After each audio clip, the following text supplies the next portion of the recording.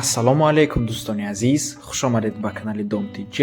имрӯз 12 декабри соли 2022 1000 рубли бо қурби давлатӣ 160 сомонӣ бо қурби интиқоли маблағи алифбонкам ҳамин гуна мебошад ва дар имрӯза навормон 12 хонаҳои фурӯшӣ мешаванд аз шаҳри Душанбе, Хуҷанд, Бохтар ва ғайра ва имрӯз пешкаши шумо мегардад.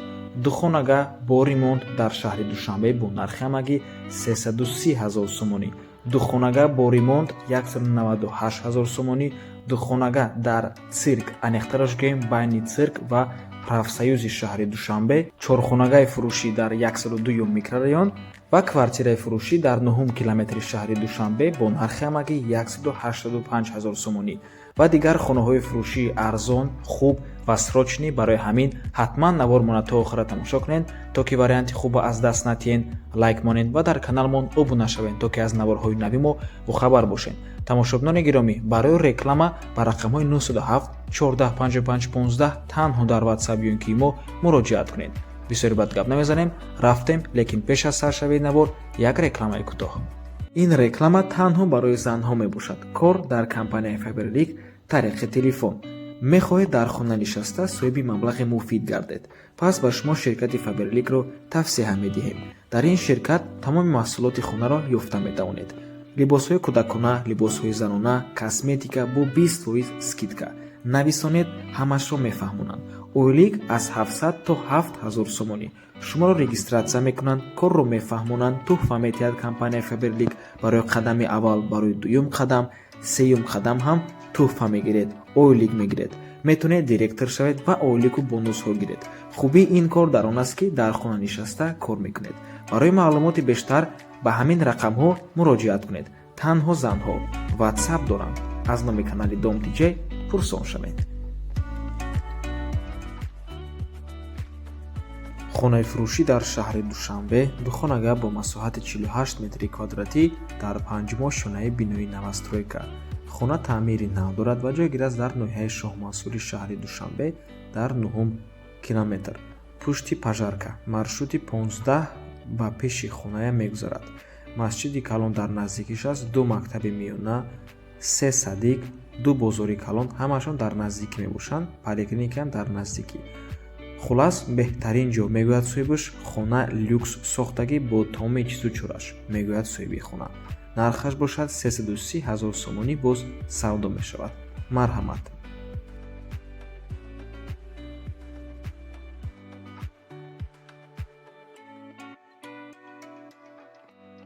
замини фурӯшӣ 4.5 сотих.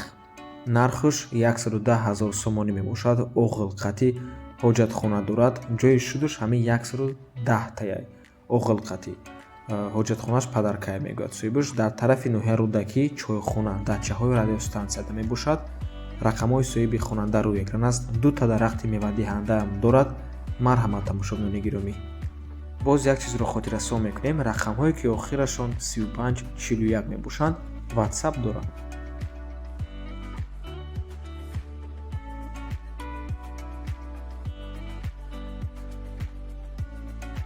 хонаи фурӯшӣ дар шаҳри Ҳисор, ду хонага бо масоҳати 43 метри квадратӣ дар дуюмо шонаи бинои новостройка. хона таъмири нав дорад. ҳамаш тайёраи медрои зиндагӣ мекунӣ, балкон ҳам дорад. бинои мазкур дар назди стадиони нав ҷойгир шудааст. мактаб дар наздикиш, дар поёни дом магазин аст. бино дорои техпаспорт мебошад. барқ ва об ҳамавақта, канализатсия 100% шаҳрӣ. нархаш бошад 198 000 сомонӣ, доллар ва рубл дар рӯи экран. рақамҳои соҳиби хонаам дар рӯи экран. суроғаи хона шаҳри Ҳисор, қарибии Харбуза, бари стадиони нав. марҳамат.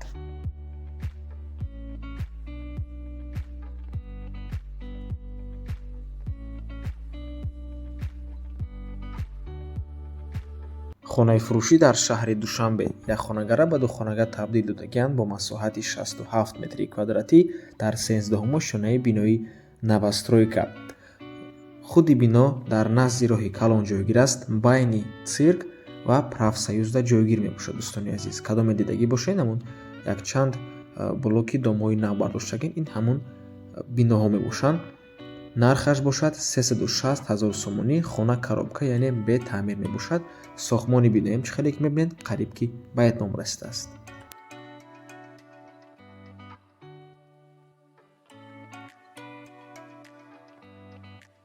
хонаи фурӯшӣ дар ноҳияи Варзоб дар Лучоп ҷойгир аст. Муғуллои боло кадом менадонад? Лучоп як қисмаш дар ноҳияи синои шаҳри Душанбе дохил аст, дуюм қисмаш дар ноҳияи Варзоб.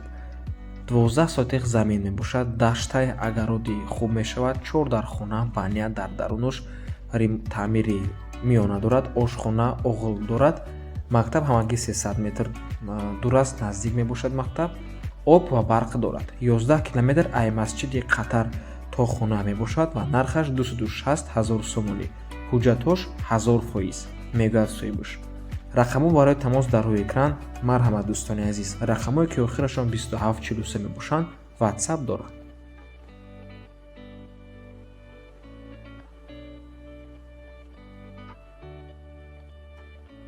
хонаи фурӯшӣ дар ноҳияи Дағара, ҷамоати Ҷартепа, деҳаи Этарка, пеши мактаби Навда ҷойгир аст.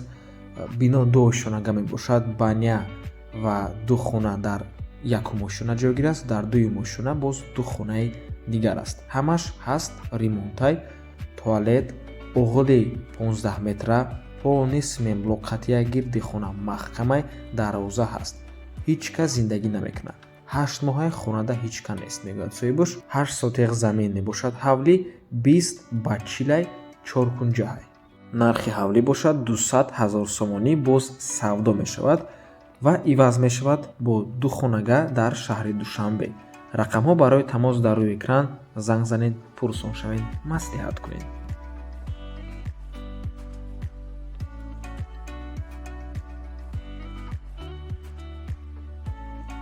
хонаи фурӯшӣ дар шаҳри Душанбе, 4 хонага бо масоҳати 70 метри квадратӣ дар 4-ум ошхонаи бинои советӣ.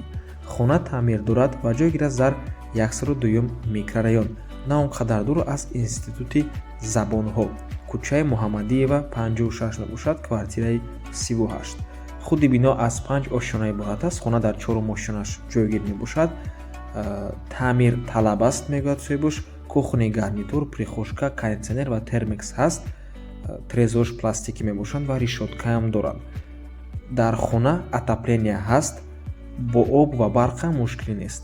каме ҳам бошад савдо мешавад. нархаш 535 000 сомонӣ. марҳамат.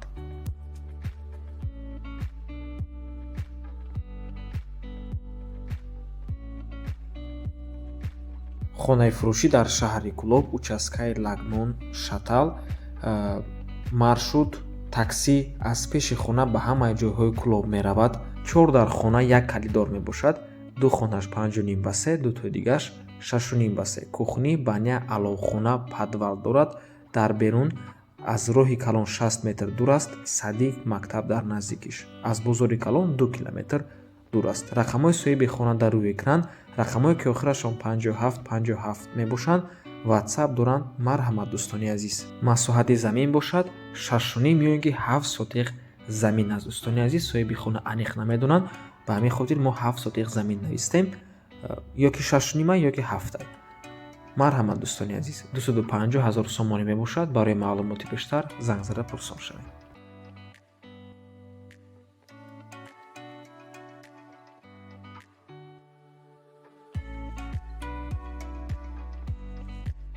хонаи фурӯшӣ дар ноҳияи Рӯдакӣ аз Чоракулон болотар аст.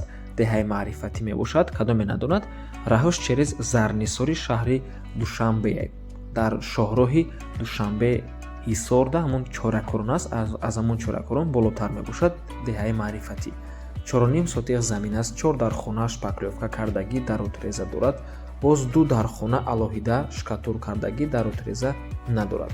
барқ доимӣ, об аз кӯча ба хона гузарондан дар кор. нархаш бошад 250 000 сомонӣ. арзон мешавад, алишан мешавад ба квартира дар шаҳри Душанбе. агар квартираш арзанда бошад, болои то 100 000 сомония метиҳанд.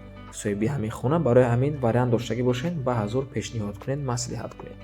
рақамҳои соҳиби хона дар рӯи экран ҳастанд. нархи хона бошад 250 000 сомонӣ. марҳамат.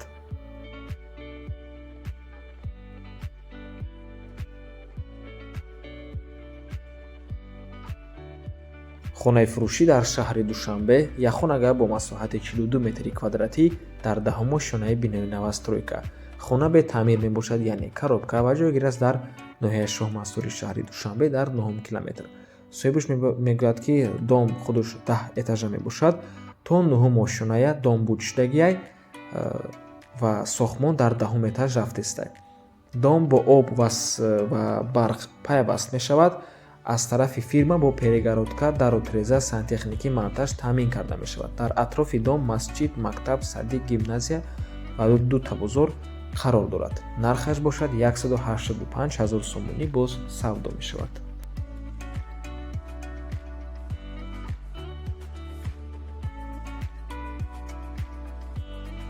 хонаи фурӯшӣ дар шаҳри Бохта.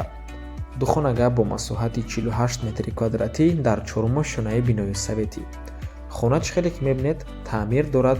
худи бино аз 4 ошона иборат аст ва ҷойгир мебошад дар 14 микрорайони шаҳри Бохта. пеши хона дар мактаби 9 аст садик. соҳибаш мегӯяд садики 5, мактаби 9 ва соҳибаш мегӯяд ки криша намечака, ремонт дорад, доми кирпичнӣ мебошад. нархаш 260 000 сомонӣ.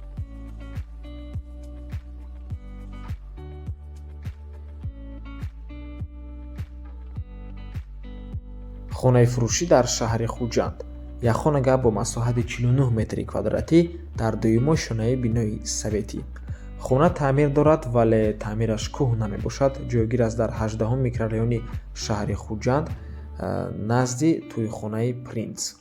нархаш бошад 241 000 сомонӣ боз савдо мешавад. ва ба ҳамин навор мо ба анҷом мерасад. раҳмати калон ки моро то охира тамошо карден. тамошобинони гиромӣ, боз як чизро хотиррасонтон мекунам ва такрор мекунам. чӣ маълумоте ки ман дар видео метиҳам танҳо аз тарафи соҳиби худи хона ба мо пешниҳод карда мешавад. мо фақат мехонемша реклама мекунем, тамом. ягон чи аз худмон иловагӣ намекунем ё ин ки ягон чия кор намекунем. чизе ки мо да метиҳанд мо ҳамонро мехонем, пешниҳоди шумо мекунем. барои реклама ба рақамҳои 907 1455 15 танҳо дар WhatsApp ё ин ки мо муроҷиат кунед.